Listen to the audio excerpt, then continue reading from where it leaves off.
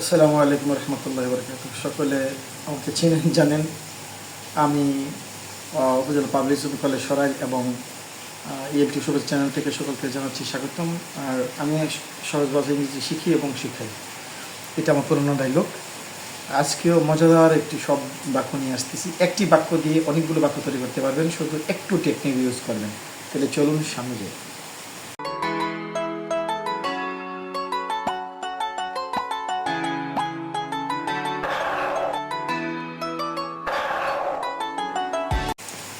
আমরা কিছু ক্ষেত্রে কিন্তু এই কথাটা বলি, যে বাইরে ভাই আমার কিছু কইছিস তো ঠিকই, আমার কিছু করার নাই, আমার কিছু করার নাই।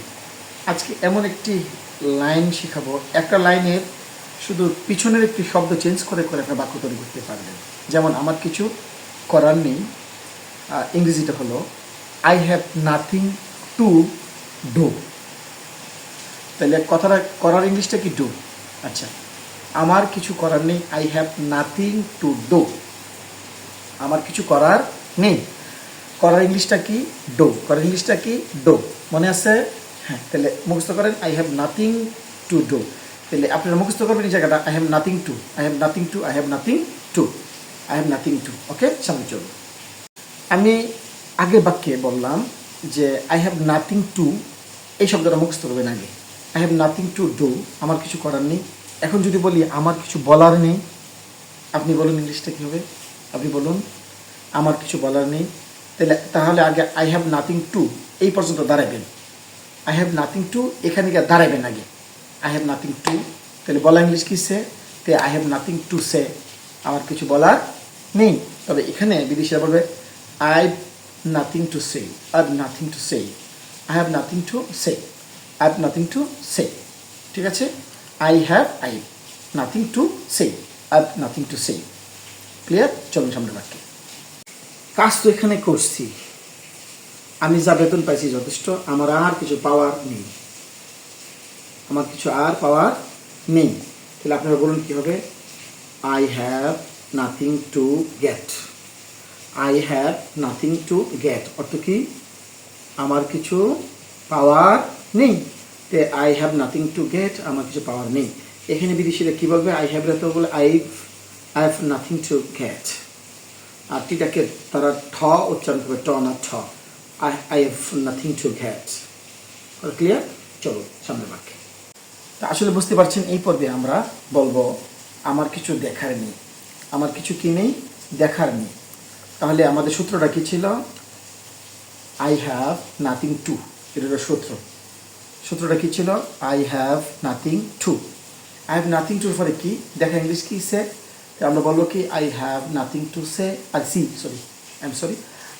I have nothing to see, আমার কিছু দেখা নেই। SEE আর WATH ওয়াচ, এই লুক, এগুলো কিন্তু এক না। এটি বর্ণনার পরে করবো না। তাহলে ইংলিশটা কী হবে? I have nothing to see, আমার কিছু দেখার নেই। শিখেছি? চলুন সামনে ব্যাকে যাই। আমরা অনেক সময় বলি যে কিরে এখান থেকে কিছু পাইছস নি, কিছু গ্রহণ করছস নি, আমরা দেখছস নি, বলি না? আমি বলছি না, আমার এখান থেকে কিছু গ্রহণ করার কিছু নেই, অর্থাৎ আমার নেওয়ার কিছু নাই। এখান থেকে আমার নেওয়ার কিছু নাই। কী নেব এখান থেকে? কিচ্ছু নাই, আমার নেওয়ার কিচ্ছু নাই। ইংলিশটা কী হবে? I have nothing to take. I have nothing to take মানে কি? আমার কিছু নেওয়ার নেই। I have nothing to take. ওটা clear? I have nothing to take. চলুন আমরা সামনে যাই। তো আমরা কিন্তু অনেক বাক্য বলে থাকি, অনেক সিস্টেম বাক্য বলে থাকি। আমি যে ফরম্যাটটা দিয়েছি, আশা করি ফরম্যাটটা আপনারা খুশি হয়েছেন। যে আমার জানার কিছু নেই, I have nothing to know অর্থ কি? নো মানে কি? তা জানা। আচ্ছা, নো মানে জানা। I have nothing to know, আমার কিছু জানার নেই। যদি আমরা বাক্যটাকে একটু বাড়িতে যাই, তো শিখছেন, আগে বাক্যটা শিখেন। I have nothing to know, আমার কিছু জানার নেই। তার সূত্রটা কিন্তু আই হ্যাভ নাথিং টু, এই পর্যন্ত একটা সূত্র। আই হ্যাভ নাথিং টু মানে আমার কিছু নেই, শব্দটা লাগাই দিলেই ওই শব্দটার সাথে মিলিয়ে বলে ফেলবেন। যেমন I have nothing to know, আমার জানার কিছু, যেমন নো মানে জানা। এখন যদি বলি এই পর্বে যদি আমি বলি যে এখান থেকে আমার জানার কিছু নেই, তাহলে আমরা কিন্তু এই বাক্যটা বাড়াইতে পারি। যেমন I have nothing to know from here, তাদের কাছে জানার কিছু নেই, from them, from him, from her, ইচ্ছা আমরা বাড়াইতে পারি। তাহলে চলুন আমরা সামনে যাই। আমরা জানো, আমরা জানিতাম না, আমরা জানতে চাই, আমরা জানিতাম না, তাহলে আমি বলছি আমার জানার কোনো দরকার নাই। এখন যদি আমি এই কথাটা বলি, আমার জানানোর কোনো দরকার নেই, মানে আমি তো আপনার খবর টবর দেওয়ার কোনো দরকার নাই, আমি যথেষ্ট ভালো আছি, আমার খবর দেওয়ার কোনো দরকার নাই। তো এই পর্বে আমরা কী বলবো, আমি আগে বাক্যটা বলি, এরপর আমরা একটু বর্ণনা করুন। নাই I have nothing to inform, inform মানে আমার পক্ষ থেকে জানানো। I have nothing to inform, আমার কিছু জানানোর দরকার নাই, আমি জানি বাট আমার জানানোর কোনো দরকার নাই, আমার জানানোর কোনো দরকার নাই।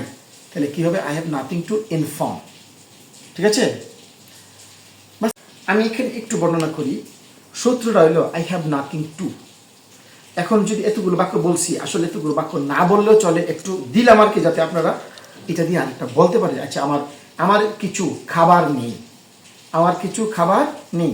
আমি যদি বলি আই হ্যাভ নাথিং টু ইট, আমার কিছু মানে কিনা কয় লিখার নেই, I have nothing two right, হয় না? আমার কিছু পড়ার নেই, I have nothing to read, চলে না? চলে। আপনারা এরকম বাক্য দিয়ে তৈরি করতে পারবেন। আর একটা কথা হলো, সাবজেক্ট কিন্তু আমার কিছু জানার নেই, আমার কিছু পাওয়ার নেই, আমার কিছু বলার নেই, আমার কিছু দেখার নেই, আমরা এই বাক্য বলেছি। যদি আমরা এখন বলি তোমার কিছু পাওয়ার নেই, তোমার কিছু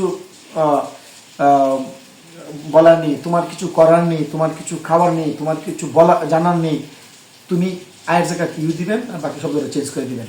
আচ্ছা, যদি বলি হ্যার, পুরুষের হি দিবেন, মহিলার সি দিবেন, ব্যক্তির নাম হলে ব্যক্তির নাম দিবেন, মহিলার মহিলার নাম দিবেন, বাস হয়ে গেল। একটা বাক্য দিয়ে অনেকগুলো বাক্য হয়ে গেল, তোমার মুখস্থ করতে হবে। তাহলে বিদায় নিচ্ছি, আপনারা ভালো থাকেন, সুস্থ থাকেন, নতুন নতুন ভিডিও নিয়ে আজ হাজির হব এই প্রত্যাশাই করছি। সকলের কাছে আসসালামু আলাইকুম ওয়া রাহমাতুল্লাহি ওয়া বারাকাতুহু।